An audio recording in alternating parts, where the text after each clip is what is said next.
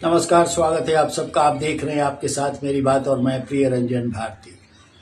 बिहार विधानसभा के चुनाव हैं और मुख्यमंत्री नीतीश कुमार इस बात के लिए आश्वस्त हैं कि जो उनकी मांग थी वो लगभग अब पूरी होने जा रही है। वो समय से पहले बिहार विधानसभा के चुनाव चाहते थे और इसके लिए उन्होंने काफ़ी जतन किए। अब उसके संकेत उनको मिल गए हैं कि चुनाव बहुत जल्दी हो सकते हैं। संभव है चुनाव की घोषणा जल्दी हो और बजट सत्र जो बिहार विधानमंडल का 2 दिनों बाद शुरू हो रहा है 28 फरवरी से, उसके बाद इसकी अधिसूचना जारी हो सकती है और संभवतः मई और जून के पहले सप्ताह में बिहार विधानसभा के चुनाव संपन्न हो सकते हैं।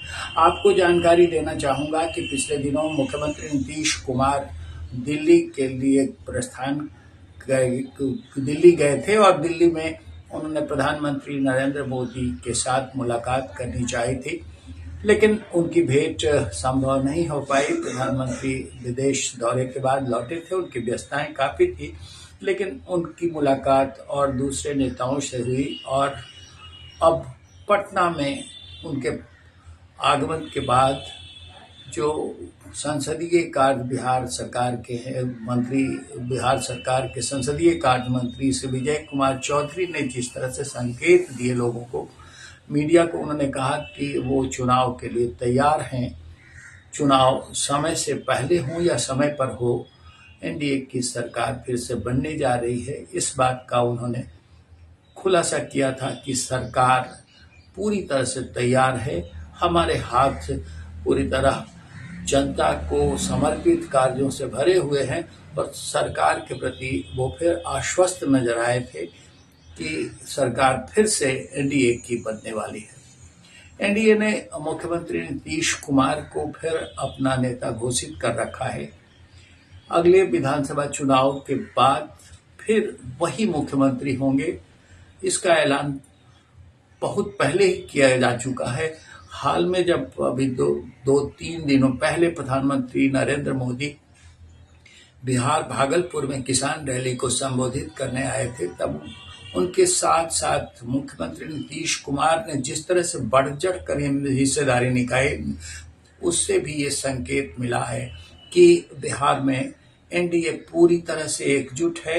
नीतीश कुमार को उन्होंने लाडला मुख्यमंत्री करार दिया। उनके प्रति जो उनका सद्भाव और जिस तरह से आत्मीयता प्रदर्शित की गई, उससे एनडीए की बाँछें खिली हुई है। भागलपुर की रैली में प्रधानमंत्री नरेंद्र मोदी को देखने सुनने के लिए लगभग 2 लाख से ज़्यादा लोग पहुंचे थे और वो अपने आप में एक संकेत है कि एनडीए के प्रति लोगों में काफ़ी उत्साह है। एनडीए की सरकार के प्रति लोगों का लगाव बढ़ा है।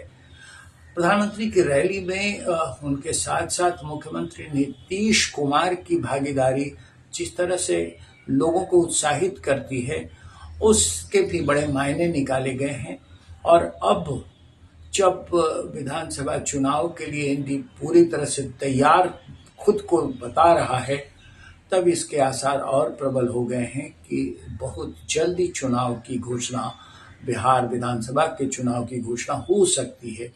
ये अब भी एक और संकेत सामने आया है जब पटना मेडिकल कॉलेज अस्पताल के शताब्दी समारोह में अध्यक्षता करने और उसका राष्ट्रपति यहाँ जब आई, उस समारोह में स्वास्थ्य मंत्री, केंद्रीय स्वास्थ्य मंत्री जेपी नड्डा भी आए। जेपी नड्डा भारतीय जनता पार्टी के राष्ट्रीय अध्यक्ष हैं। उनके साथ जो मुख्यमंत्री नीतीश कुमार की गुफ्तगू हुई है, उस छन छन कर जो संकेत मिल रहे हैं, उसके अनुसार ये तय माना जा रहा है कि अब जल्दी राज्य सरकार जो चाहती है कि विधानसभा का चुनाव समय से पहले हो जाए, वो पूरा हो सकता है। नीतीश कुमार निश्चित रूप से ये करना इसलिए भी चाह रहे हैं कि अब जो समीकरण बनेंगे एनडीए के बीच में, वो बराबरी की सीटों की हिस्सेदारी का समन्वय बनेगा। पिछली बार सीट बंटवारे में जो खेल हुआ था, उसमें हालांकि भागीदार तो जनता दल यूनाइटेड भी उतना ही था, लेकिन फिर लोक जनशक्ति पार्टी रामविलास के अलग रहने के बाद एक खेल हुआ और चिराग पासवान के नेतृत्व वाली लोक जनशक्ति पार्टी से भारतीय जनता पार्टी के जो बागी उम्मीदवार थे चुनाव लड़ गए। खास करके जनता दल यूनाइटेड के हिस्से गई सीटों पर मुकाबला त्रिकोणीय हो गया था और जनता दल यूनाइटेड की सीटें कम हो गई थी। अब इस बार नीतीश कुमार आश्वस्त हैं, वो बीजेपी को जितनी सीटें हिस्से में मिल रही हैं उतनी ही सीटें वो भी लेंगे और इस बार उस तरह का कोई जो अंदर खाने का मुकाबला यानी एक दूसरे को मात देने का रहस्यमय खेल हुआ था वो नहीं हो पाएगा। इस तरह के आश्वासन है क्योंकि पहले ही एनडीए ने उन्हें अपना नेता घोषित कर रखा है और इसमें बड़ी ईमानदारी और बड़ी साफगोई से ये रिश्ता बनाया जा रहा है। आगे ये काम आएगा नीतीश कुमार के, वो उनको भरोसा है। नीतीश कुमार के पक्ष में और भी सारी बातें जा रही हैं कि वो काम करने वाले एक मुख्यमंत्री के रूप में उनकी शोहरत है, वो विख्यात हैं। उनके इसके चलते उनके काम की बदौलत उनका जनाधार, उनकी पार्टी का जनाधार भी बढ़ा है। और अब जो पर्दे के पीछे से जो बातें चल रही है वो ये कि मुख्यमंत्री नीतीश कुमार के बेटे निशांत कुमार भी पार्टी में पदार्पण करने की बात जोड़ रहे हैं। इस तरह से उनके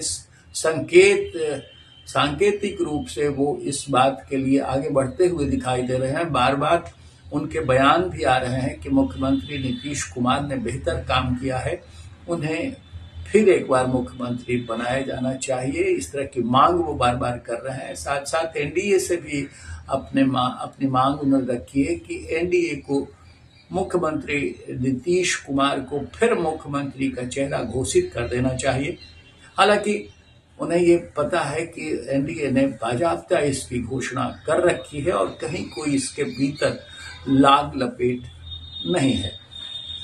लेकिन राजनीति है और राजनीति में इस तरह की बयानबाजियां चलती रहती है। अब नीतीश कुमार के बेटे निशांत कुमार अगर पार्टी में शामिल भी होते हैं तो माना ये जा रहा है कि वो सत्ता में आने के बाद जो हृदयी पटकथा लिखी जाएगी सरकार बनाने की, उसमें उनको एक दर्जा मिल सकता है।